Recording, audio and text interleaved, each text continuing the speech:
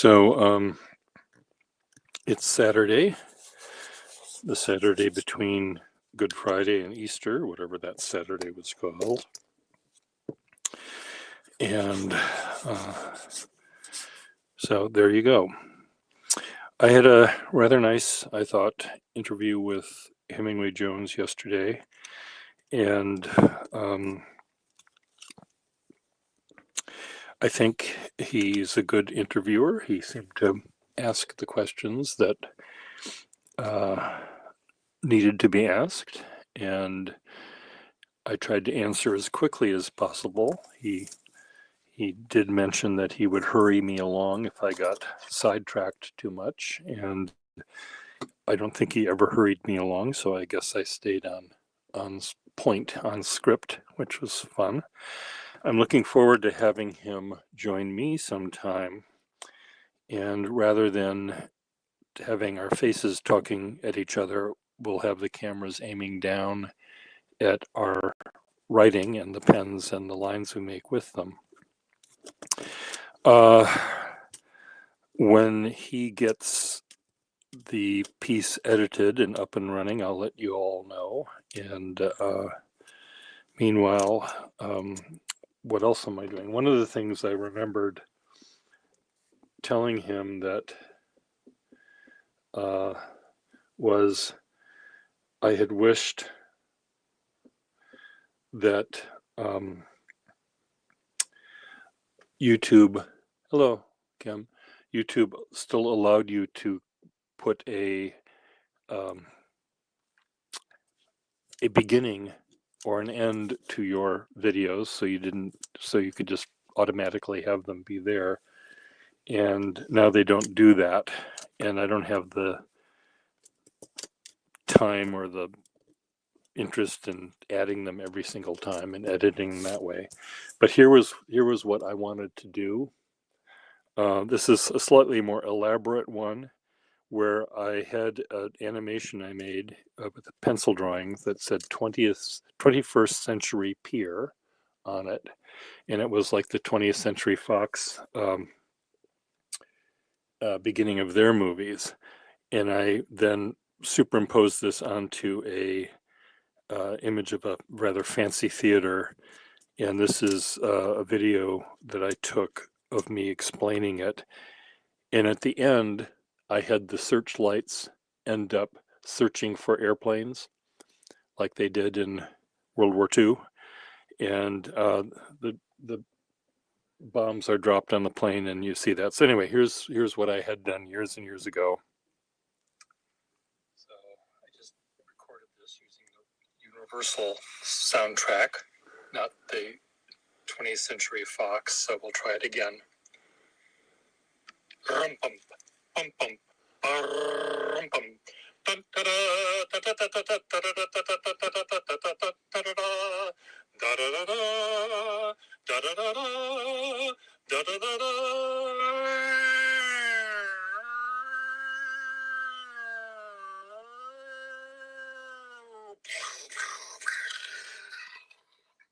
And so I'll end my videos. So how's that? For hours of my time many years ago creating that thing. So things to come here. Hello, Kim. Again, things that are going to be happening here, I think maybe this coming week, is Mr. President, I'm a big is a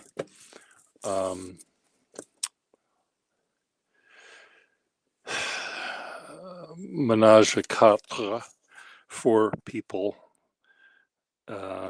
talking about inks. And Ms. Marilyn Darling, Wendy, and Teresa have agreed to be my guests live on my channel sometime. I don't know when that's going to be yet. Two of us are on the East Coast, and one is Mountain Time and one is California time. So it may be in the afternoon. I don't honestly know what my cat is. Oh, hi, Teresa. Would you like to join me now for a minute?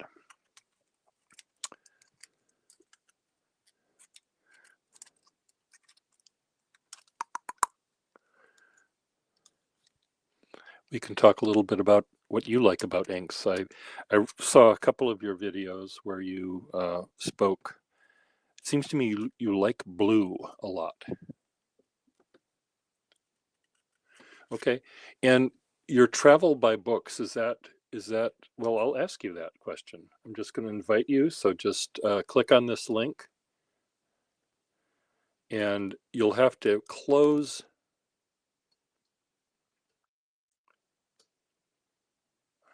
You'll have to close YouTube. It'll open this window up in Safari.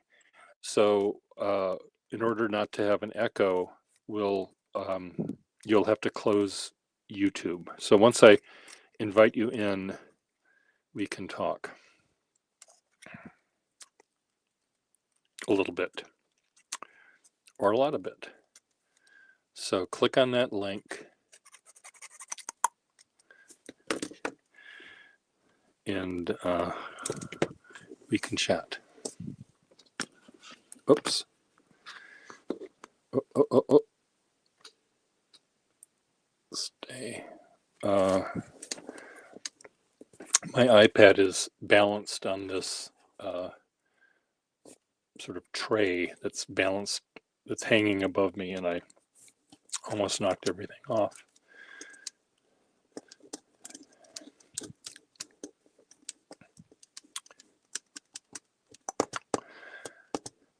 So travel by books. Does that mean you like reading books about foreign lands and you don't have to put on your shoes or get a passport renewed to be able to go all over the world? Or is it another meaning back there? Oh, there you are. So I'll add you, just a second. Add to stage. There you are, and I'll do this. So, hello. Can I hear you? Yes, I hear you. You hear me? Okay. So I'm just turning this up so I can hear you better. Try saying something else. Good morning. Good morning. Good I would morning. be real interested to hear how your interview went. My interview went really well. And it sounds like you're from the South. Are you, in fact? You are, okay. Where in the South, if I can ask that? The Piedmont area of North Carolina. North Carolina. I've been to North Carolina twice, both times in Greensboro. I was hired to do invitation for a event happening at the Blandwood Ball at some hotel in Greensboro. So my hostess flew me down there twice to help out with that. It's lovely. I love that neck of the woods. Greensboro is about a 2-hour drive from where I live. Okay. So your travel by books, does that mean you stay at home and visit the world by reading about it, or do you like travel books, or what? Or both? Traveling by reading books is the premise behind my YouTube channel name. Okay. I love books, but I also do love to actually travel. Oh, nice. Whenever I get the chance. Okay. I'm going to try to find a piece of paper here where I can write your name fancy, or try to. So let's see, Teresa. And you are a T-E without that pesky H. That's correct. Thank you for that. Most people include the H.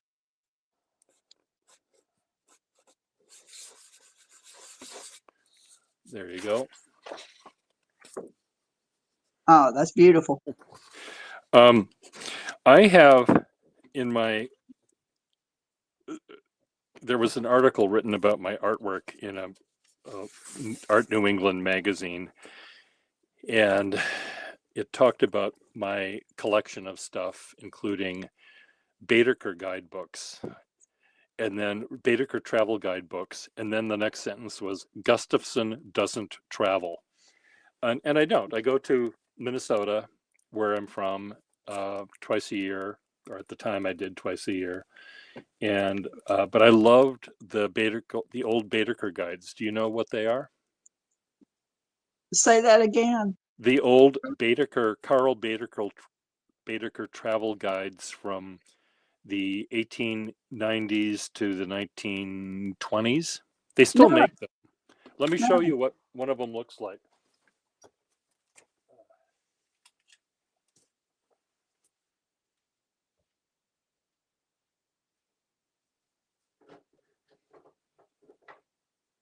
Hold on.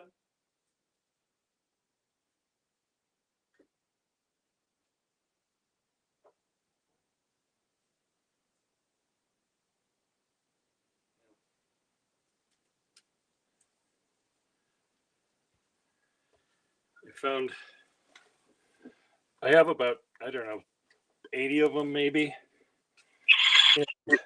Uh, they're beautiful little books that were made for the European traveler, and they were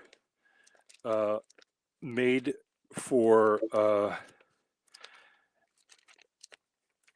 well, for the rich traveler, because only the rich people could travel back then. And That's true. their maps were notoriously amazing. And in fact, during World War II, the United States Army used Baedeker guides to get toward Berlin, because the Germans changed all the road signs. And but these maps were so good, with showing the contours and mountain ranges and stuff like that, that the Baedeker guides helped defeat those bad Nazis. And so anyway, Baedeker guides. I know what you're talking about now. It was just the way you were pronouncing it Okay, yeah. that I didn't understand. With my Southern accent and my Okay. Southern hearing, I would have called that a Baedeker. Okay. Yeah. But I am familiar with Yeah. that. Yes. Yeah.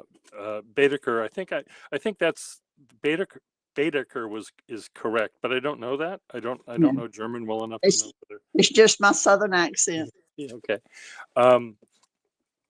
And so I love the travel books for the maps and for the actual information they contain. When I went to Paris with a group of people from my building, this is maybe 30 years ago, one of them brought a "Let's Go Paris," book that was printed, the day before, and then I brought my Baedeker guide, and we went into the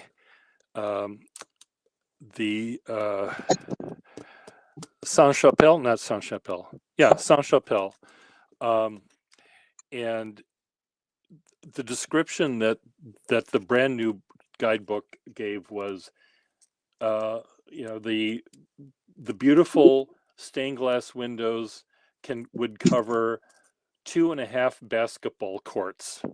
And then it went on to something else, where my Baedeker guide from 1902 told what each of the windows was and all of the stories that were depicted in the windows, and it went on for pages and pages. But anyway, Baedeker guides are still good for visiting places that haven't been bombed to smithereens. The one for Berlin would not work. The one for Paris still works. The one for Florence is pretty good. The one for Rome is pretty good. So you are planning to talk with Ms. Marilyn Darling. Do you know her station? I do follow her on YouTube. And then, before we discuss that, I'd like to yeah. show you, this is probably my oldest travel book. Okay. It's about Egypt. It is called On the Banks of the Nile, and it's from the 1800s. And I actually saw that book on Tim's or Hemingway Jones's YouTube channel. Oh, nice. Was it as a backdrop or was it on his Yes, book? yes, it was one of the items he uses as a backdrop. Okay. There were a couple of pens that were made in the 20s that were inspired by the Egypt craze. One was a more Luxor, they called them, and I suspect there were other things that had sort of the Egypt um, Theme. inspiration Yeah. to them. And if I can guess, I think you like blue a lot. That's true. Because the thumbnails for your channel seem to show a lot of blue pens and a lot of blue ink. So this will be fun. I'm guilty as charged. Okay, guilty as charged. Well, it's a nice contrast with you seem to have red hair, and blue is a good way to emphasize both the blue of the blue and the red of your hair. So it's a good color for you. And do you know Wendy? Yes, I do. Not as well as Miss Marilyn, but Okay. yes. Okay. Wendy, I met her at the Philadelphia Pen Show in January, and we had a really good time, though she remembers it better than I do because I had a little bit too much to drink that day. And but she did mention it in one of her YouTubes about how funny I was, because I kept forgetting that I already asked her name, so I wrote her name about 4 times. And anyway, it was fun. And I think that so it's you and Wendy and Ms. Marilyn. Ms. Marilyn now is not employed, so she's retired. So I think her schedule is open. What about your schedule? Because it is the holidays, I'm going to be working starting today for 4 days straight. Okay. And then we only get our working schedule a week in advance. Okay. So what do you do, if I can ask that? I'm semi-retired, but I work part-time in a grocery store just to bring in some, Good. cash. Good. Well, maybe, and would a morning work for you to do this for an hour in the morning before you go to work, or after you get back, or is it too exhausting? Mornings, I'm more of an evening person. Okay. I'm a night owl. Okay. Well, maybe we can do it. I'm not always at my best in the morning. Okay. Well, maybe we'll do it in the afternoon or at the evening after you're done with work. And but I sent all 3 of you an email this morning, so if you can just let me know, and it doesn't have to be next week. We can wait till after the first week of May if we want to, or something.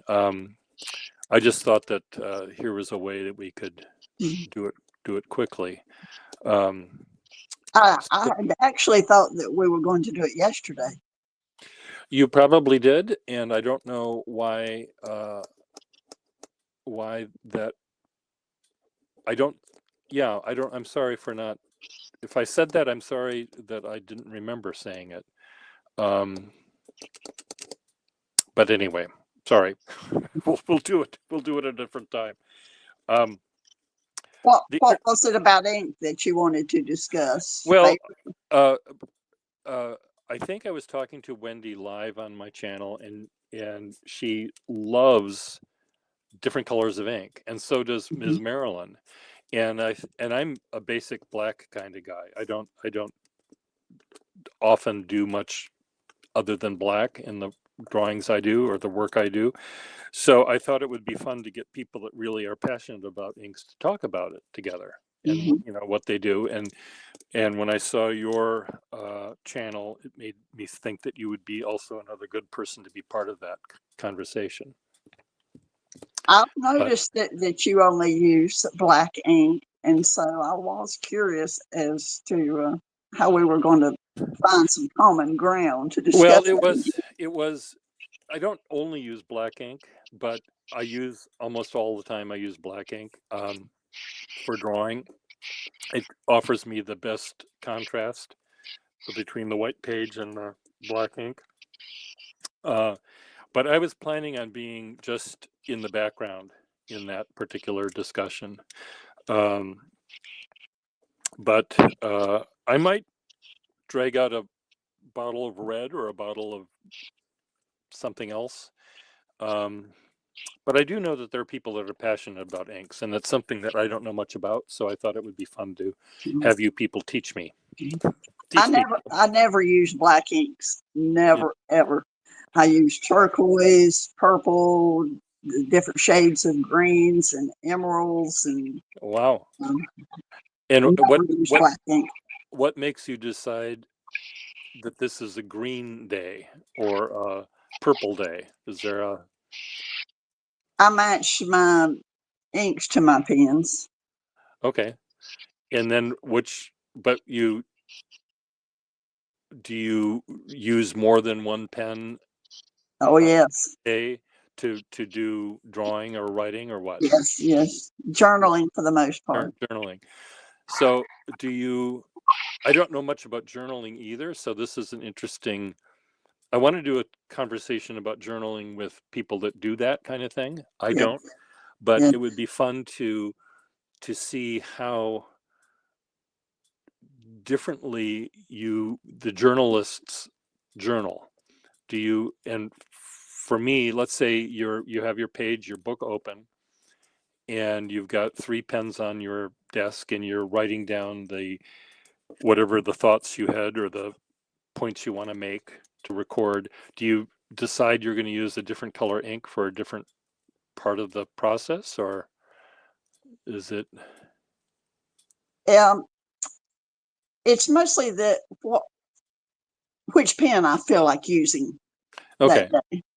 So, and the pen, And sometimes I switch out pens. I'll write part of my daily journaling with one pen and then switch to another one and oh even good, a third one. It just yeah. depends on my mood.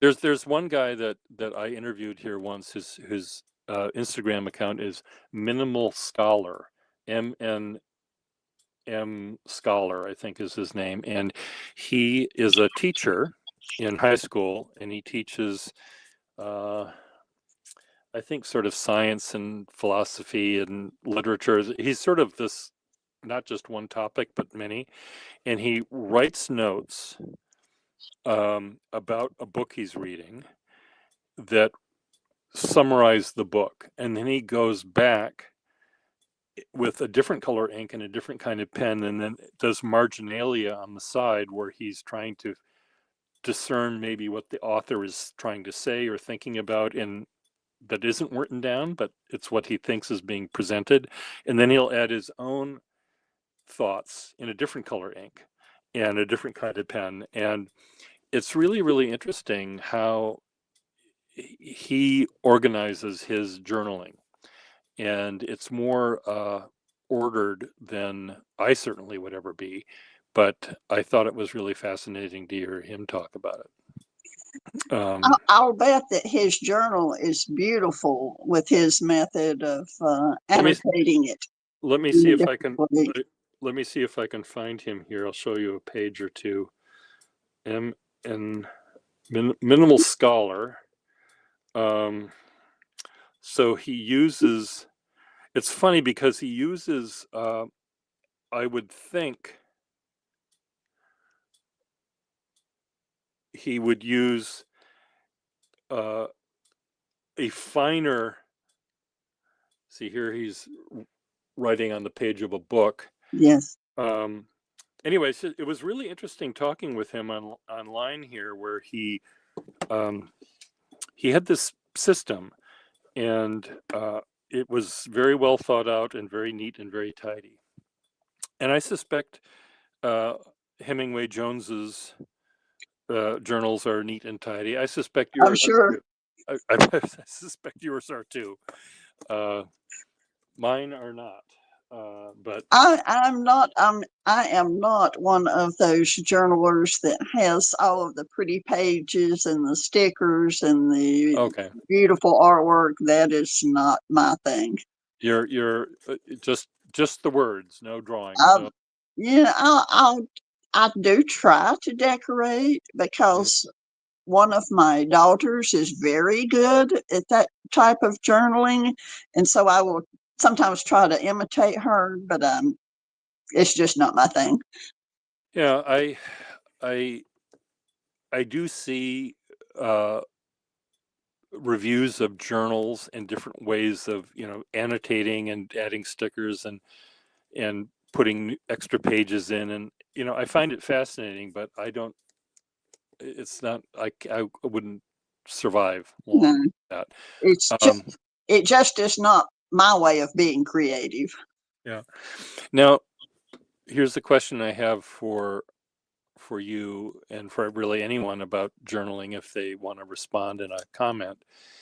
Um, I think the important part of any sort of journaling, I would think, for myself would be to help me remember what happened that day and to not so much relive it, but to make sense of it. And I don't ever have to look at that page ever again. It's just by writing it down, it helps me uh, process what happened that day. Do you go back and reread what you did 5 years ago, or? I don't go back that far. Sometimes when I arrive at the end of the year, I will go back and read the beginning of the year, and sometimes I'm surprised by what I've written there. Oh, neat, neat. It's cool. I collect old ledger books and I collect lots of old diaries. Most of them, um, well, many of them are from the 1880s, and some of them are from the 19 teens and 20s. And there was one series that was, it was called a 5-year diary, and it would have each day was divided into 5 parts, and it would say 1920, 1921, 1922, 19, so that every July 3rd you would turn to the July 3rd page and go to the open space for the year, but you could also see what immediately what you wrote down 2 years earlier and 3 years earlier, and that was, I think, kind of a fun way to gauge your progress or your interests or whatever was happening in your life. So you only got like a 2 or 3 inch space for a whole You year? you only got, for each year, for each day of each year, you got room for, well, about this much room. Wow, So for a whole year. for a whole day. It's Oh, not a for a whole day. year. So it Okay, would be okay, okay. January 3rd would have 5 of these inch long or inch and Okay. a half long things, Mhm. and you would 1920 you have this much space, 1921 you have that much space, etc. So there's enough probably to write down most of what happened that day, unless you're a philosopher and trying to figure out The state of the complicated world. things. But most of the diaries I have, uh, and I have a big pile of them, and I meant to drag them out. Maybe I can try to find them, and I think I know where they are. But some of them only will say the weather and something like Mrs. Jones buried today. It was not that she died, because they didn't Mm. know that she died, the day she died, because the word didn't travel that fast, or she didn't go to town to get the gossip. So, um, and it would be something like uh, bought stuff for a dress or something, because stuff was the term used for fabric back in the That's right. 1880s. So bought stuff, and I didn't realize. Thought, well, what do you mean stuff? Well, I looked it up, and stuff meant fabric, and things like got a new cow. Mhm. That was Well, that all was they a wrote. big event, That was a big event. Well, of course, but they didn't talk about how a journalist today might That go on about a cow. that is the number one thing that keeps me from being a great journalist. Most of my daily journal entries are about whether I went to work or not and things that may have happened during that day, Uh-huh.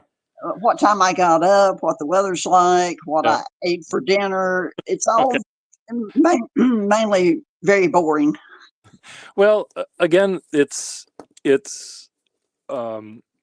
interesting. There's this really cool, and I think you should watch this, or anyone that's watching this should watch it.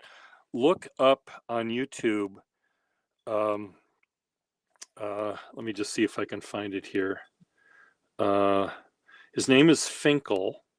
He's a British uh, uh, historian, archaeologist who helped decode and read cuneiform writing. And Ivan Finkel, I think his name is, and he did this beautiful video about diaries and how he's trying to get Irving Finkel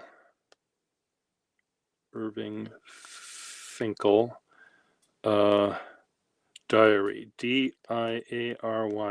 What he's doing is coming together with. Now, if they are This is. It behoves one to do something about it, and this is the only time in my life where I moved from saying to myself, someone ought to do something. I really wish that my journal entries could read like the letters of Seneca. Yes, that would be nice. Well, this guy talks about, he doesn't care what the journals have. It might be just what you ate that morning is fine, but he loves journals and diaries because they're truthful. What you say or what you write in a letter or what you say on the podium at a speech for politics or whatever, but what you write in your diary is probably the closest thing to truth as anyone has written. And he's getting a repository in London of all of the diaries that people want to send him, and they're, rather than throwing them out or whatever, you're supposed to send them to him. And so I'll send you the link to this, and I think you'd enjoy watching it. He's such a character in himself. He's just a nut, really fun guy. I have started including some bits of politics in my journaling as far as what's going on in the world and in the country, because if anyone ever reads my journals in the future, that might provide some historical interest. Yeah, it might, and there are. Yeah, I think that would be great. I looked through a lot of the journals that I had that were written during World War II, or World War I even, thinking that they would talk about the Lusitania being sunk or whatever it was, and no one mentions any of that kind of stuff. Really? It's very funny that it's just, maybe they didn't realize. I suspect if someone they knew died on the Lusitania, that would be one thing, but I don't think they really got into discussing politics on paper. Now maybe they did. It must have been mostly about rationing and victory gardens. Yeah, it might be about that. Yep. Rationing. Yeah, I lost my ration book, or bought 3 pounds of sugar on the black market, or whatever it might have been.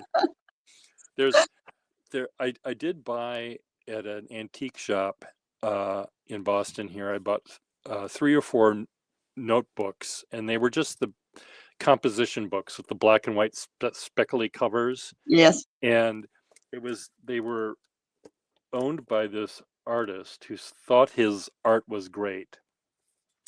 And they weren't really journals. I guess they were journals. He didn't ever date them, but he just would write his thoughts. And he had big, bold handwriting with a big, broad-nibbed fountain pen. And he tended to talk about how great his art was, and how great he was in bed, and how not so great the women that he bedded were. Oh no, a narcissist. It's pretty funny.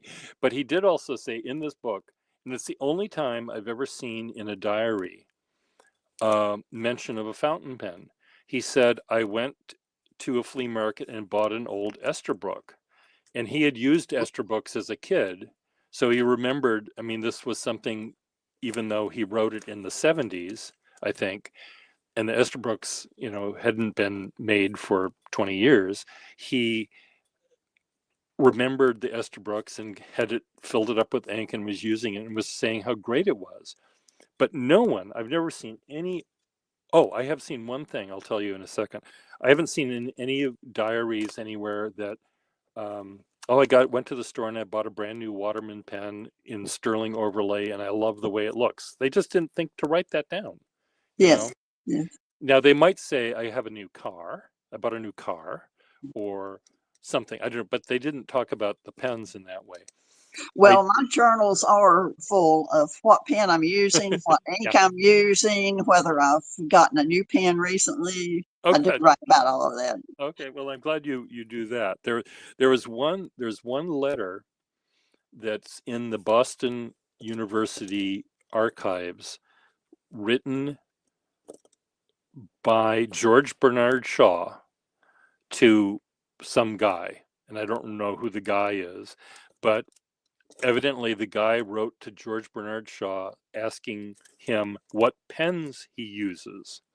So George Bernard Shaw starts out, well, dear sir, blah, blah, blah, blah, blah. These are the pens I have on my desk today.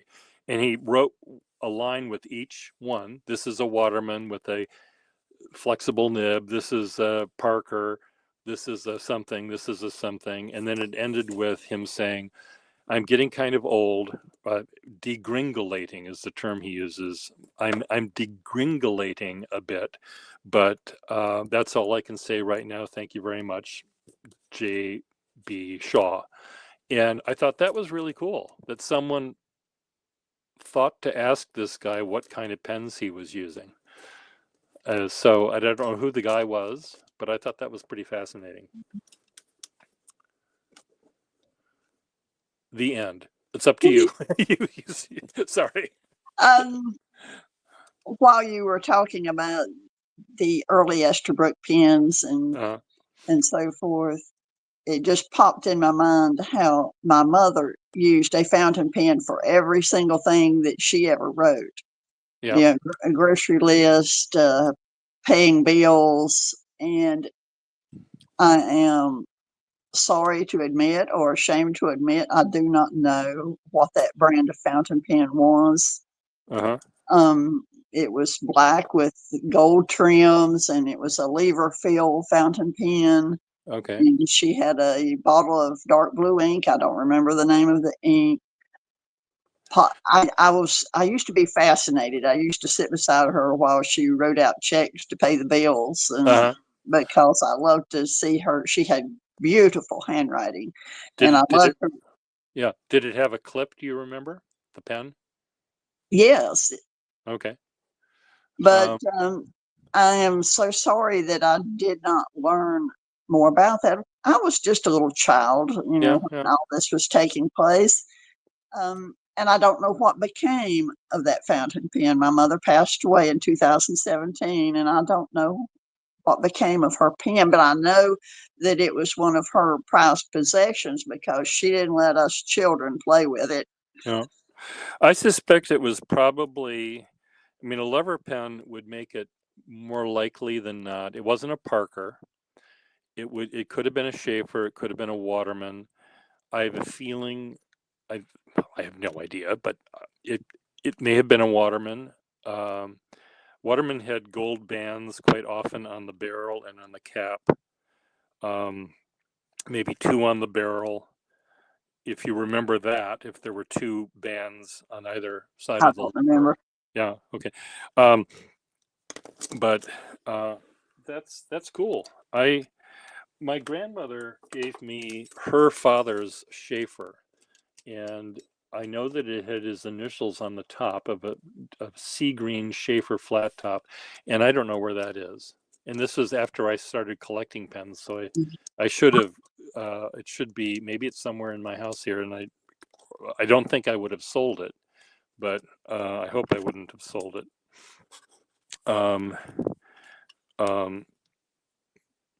But anyway, let's see what else.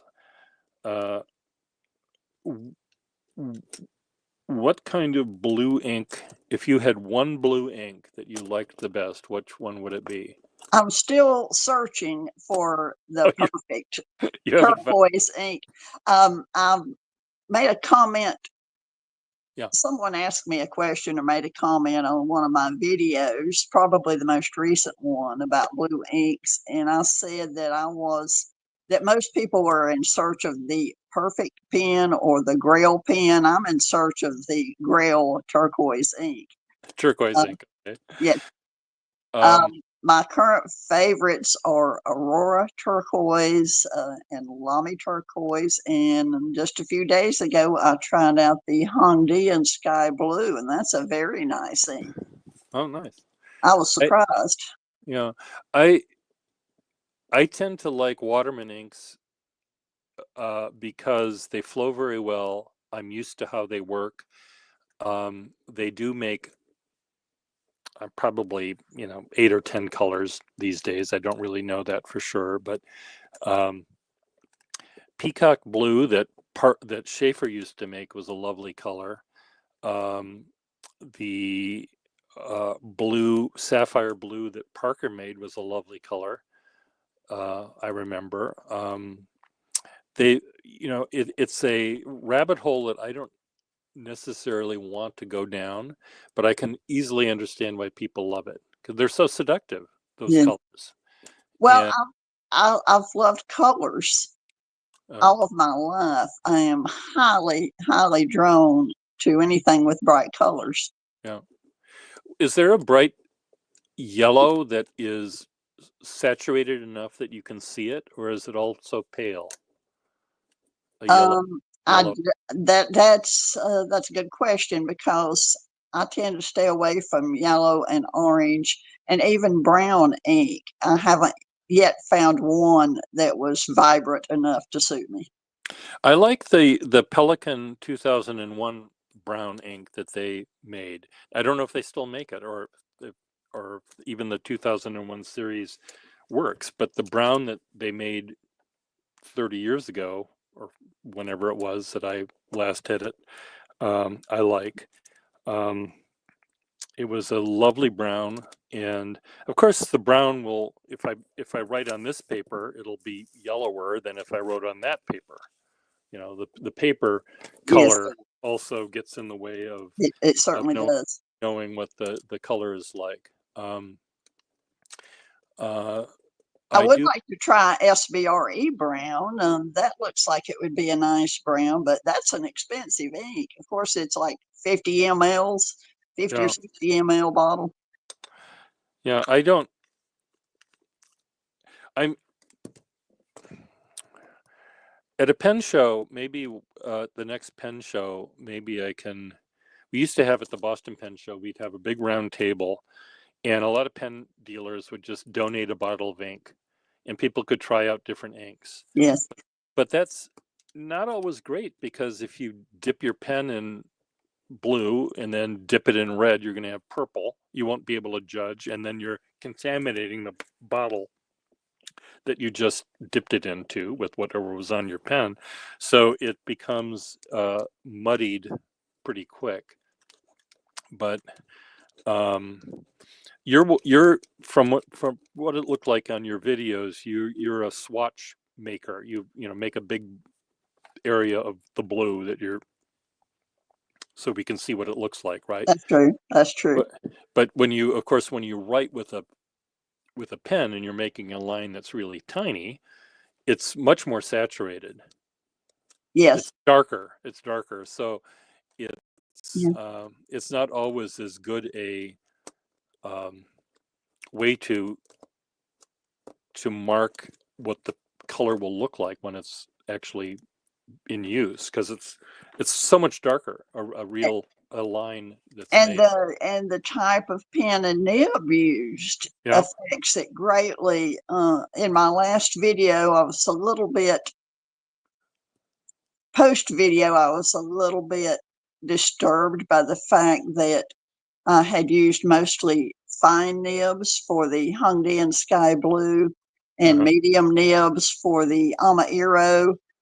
And I thought that that might possibly be giving a false impression. Yeah. But I I don't really like glass or dip pens because they put so much ink on the page. That doesn't give a true picture of no, what. it doesn't. And again, when you're, I mean, I'm someone who is pretty much of a slob. I don't clean my pens out. I don't need to, because it's almost always black ink. But I don't, I know that you probably, and Marilyn Darling probably, and most anyone that's using inks probably takes the pen completely apart and washes every single piece before putting it back together and filling it with a new bottle of ink, a new color ink. And that's just too much work for me. I have been that type of person in the past. I'm rapidly getting to be less of that type of person. Well, what you do then, Teresa, is to put, when you find a ink color you really, really like, put it in a pen that you also like to write with it in, and just have that one pen be dedicated entirely to that one ink. That way you don't I'll have try to to clean do it that. up. And of course, it might mean that you need to buy another 50 pens, but I think I have 140 some right now. Okay, well, that's a good number. What kind of pen point do you like the best? Well, I started out with mediums. That was a good, safe choice when I first started out. And then I worked my way up to broads, double broads, and stubs. And now I'm actually working my way back down to fines and extra fines. Oh, nice. It is. I've got a couple of somewhat flexy nibs, but those frustrate me because, if you write too long or too quickly with a flex nib, then you start getting railroading and running out of ink and having to give the feed time to recover, and that's just frustrating to me. It can be, and I would think in journaling, I would think that would be very well. Modern fountain pens, which I think is what you have most of, from what I remember That's seeing. true. Absolutely. The feed channel is very, it's just like this little tiny incised line, and a feed on an old pen is this big, it's as wide as this tweezer arm is, and there's a lot of ink that can come down, and that channel, and then there's a lot of air that can go back that will keep the flow of ink going. The problem with those is, if you do this, you're going to have splatter. Yes. If you shake it. Now, if I shake a modern pen, you won't have that, but you just have to remember not to shake your pen. That's what you have to remember not to do. But I don't find, unless I'm drawing really, really long lines, or calligraphing big swooshes, I don't find that it railroads at all. when I'm using a pen, a vintage pen that has a flexible nib that has a broad feed. Your writing, most people's writing, I don't think is very big. You know, here's your line on your paper. I don't think most people go more than that, bigger than that. Hmm. And I would think that if your pen is railroading, going from here to there, the feed is not doing its job. Yes. But there's some inks that are very thicker than others, and that could be another problem too. But anyway, you asked me how the interview went with Hemingway Jones. I thought he was a very good interviewer. He kept me moving. He asked sort of the right questions. I mean, I essentially told him what I thought he would like me to talk about. Yes. And I sent it to him in an email told him the story of the job I did. So he already had the answers to many of the questions he asked me, but we didn't talk about how I got into fountain pens in the first place. So that was sort of new to him, and I don't know how he's going to edit it down, but it'll be interesting to see how he does it. I can't wait. And I'm hoping that he'll be a guest on my show as well, because there was a couple of times, and we'll just aim the camera down rather than the faces talking. We'll focus on the letters that we create, the writing we create, and at one point he was in one of his videos. He was talking about making the capital letter D, I think, and he just was having a hard time doing it. And the D that we learned, or I learned in third grade, was not a very attractive D. I'm trying to remember how that went. Maybe like that. I forget how it started. But there's really fun ways to make Ds. You can have it swoop way over here, or you can have it go like that, or there's so many cool ways of doing a D. So I think it would be fun to maybe if he can make a list of letters he might like to see a variation of, that would be fun. I'm sure he would appreciate that. Yeah. G's, the G that we learned, or that I learned, looks like this.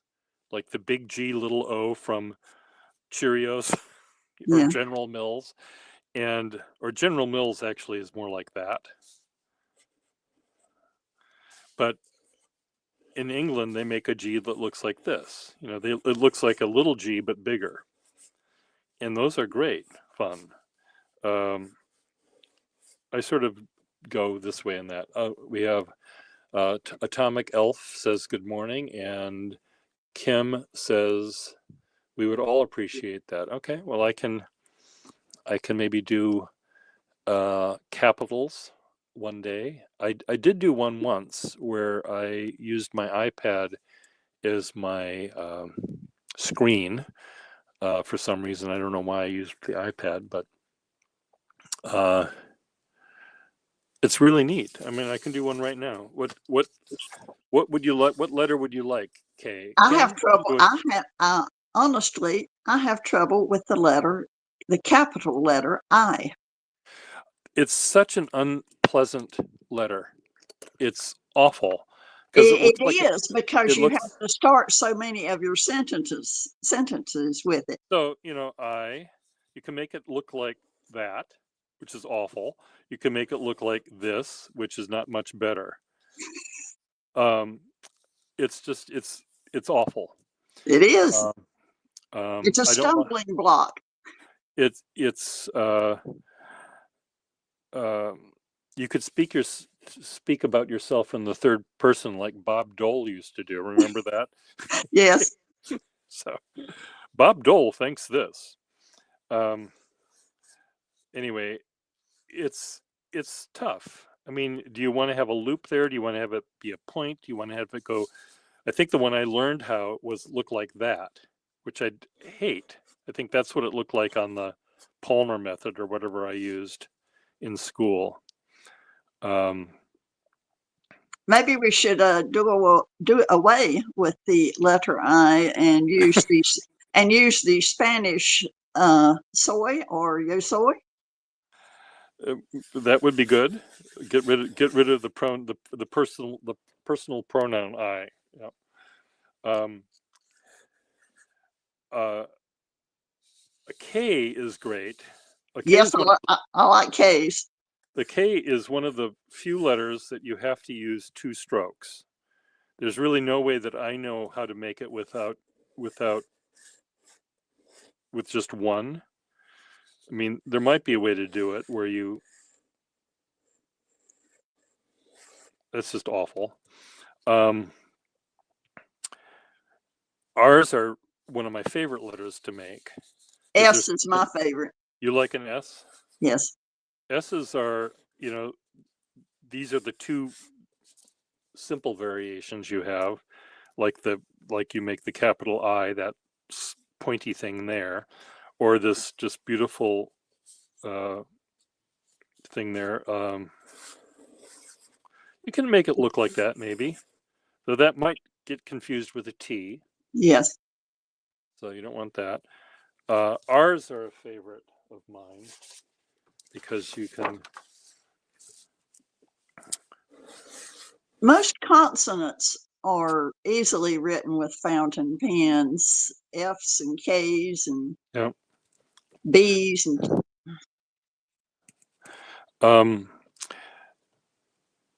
B's are fun. I've learned to make a B a number of different ways. You can have it be with 2 strokes, where you do this 1, 2, or you can make it. Let's see, you can make it like that, where you start making a D, and then you turn it into a B. Wow, that's backwards. That's a nice way to do it. You can go this way, down and up, or from the bottom up. Or the way I learned it was, did it look like that? I mean, there's like Budweiser, I think looks like the Budweiser beer. I think it looks like that. It starts out like a V. B's are really fun. There's a lot of variations in a B. C's, I don't like C's, but I saw a C in an old ledger book for cash. They wrote cash like that. They started down here and came up and went down. So they start way below and did that. The ones that look like that, I don't like letters where I guess I don't mind it in the O. I like a complex curve where you have 2 different curves going, like the S. You turn left and then you turn right. Mm-hmm. I like the variation in that. Cool. So this is what I'm going to do. I have one envelope to rewrite for a wedding job I'm doing, and then I have to get my act together here. I'm having lunch with my neighbor across the hall, so I have to try to make myself look pretty. But send everyone in the email that I sent you, Teresa, My schedule. a schedule, and what time in the afternoon would be, or when you get back from work, would be good for you? It would be sometime after 6 p.m. So after 6 Eastern time, so it would be after 4 Mountain time and after 3, I guess, California time, something like that. So, okay, well, we can figure it out. Or do you work on the weekends as well? I can't do it. It varies. Yeah. like might, because it's Easter weekend and everyone has to get their eggs and their hams. I'm working the entire weekend. and their peeps and their candy and Yeah, their whatever. that's true. I So- wanted to tell you that I actually met Hemingway Jones at the last year's DC show. Oh, nice. And I think I had the same concerns prior to meeting him that a lot of people do. I had followed his YouTube channel and thought, like a lot of people do, that he's very pretentious and pompous and, elitist. And he was the most warm, friendly person. Yes, he was. I didn't have those feelings that you had, but he does. There's a preciseness to him that in his videos that for someone as sloppy as me, I have a hard time warming up to. But when we talked face to face, it was really great. Yeah, yes, I knew that he was going to be at the DC show, Uh-huh. and I had actually thought ahead of time, well, what will I say if I Yes. run into him? And I was going down the hallway and turned a corner, and there he was, so there was no avoiding the encounter. Well, again, I was very happy with how the interview went, and I do look forward to having him visit me here sometime. His schedule and his family and their schedule take precedent over visiting me, but at some point I'd love to have them here. And if his wife and his daughter come, I have things that they can do or create. And while Hemingway and I play with pens a little bit. I met his wife, Helen, and his beautiful little daughter, Imogen. Imogen, yes. And I saw them at the Boston Pen Show, and I said hello to Helen, and she said hello back, but it was very busy. They were very busy, and they didn't ever get back to my table, unfortunately. So I missed the opportunity to talk to them at that point more than just to say hello and to wave across the room. But again, I think, I know that there's a Venn diagram where we do share more than just pens. There's there are other things that we like and we appreciate. A crossover. The crossover and stuff. I just know that he, as many fountain pen reviewers do, is the look of the pen seems to be the most important thing rather than how the pen writes or how the nib writes. So I'm very much a nib up person. I start with the line it makes and the nib that makes the line. That's where my 90% of the focus is on. And the way the pen looks or the color or the material that the pen is made of is less important to me. And but there's so many beautiful looking pens out there. There he is. I'm amazed at the variations of color and texture and all the gold trim and the different kinds of clips and all that kind of stuff. But if I had 20 pens in front of me that were all made by 20 different manufacturers that were made in the last year, I have a feeling that most of their nibs would be very similar. They wouldn't have the variety of the pens that were made in the teens and 20s. So, but maybe you'll prove me wrong, madam. Or maybe he will. I guess one of the most beautiful pens that I have right now, I recently got the Pelikan M600 Glauco Kanban. Okay. That's a beautiful pen. I don't know any of it. Send a picture of it to me so I have a image in my head of what it is. I like Pelikan pens, and I own a couple. I don't have that many, but I used one, the Pelikan 180, as in my grad school days. Even though I had vintage fountain pens at the time, I used that one for doing the artwork I did, which at the time was three-dimensional. It's kind of complicated, but I used that pen for that work for some reason. I didn't use my vintage pens for that. I remember they cost $12.50, and they were brand new at that time. So they weren't, I don't think they were a gold nibbed pen. I don't think they were gold, but same kind of piston fill system that the Pelicans have now. Anyway, well, this was great fun talking with you, and I have to get ready for lunch, so we'll catch you later. Okay. And we'll try to do this ink thing, if not this coming week, maybe next week, the week after, sometime. Okay, very good. See you later. Thank you, Peter. Bye-bye. Bye-bye. Bye-bye. Bye, everyone.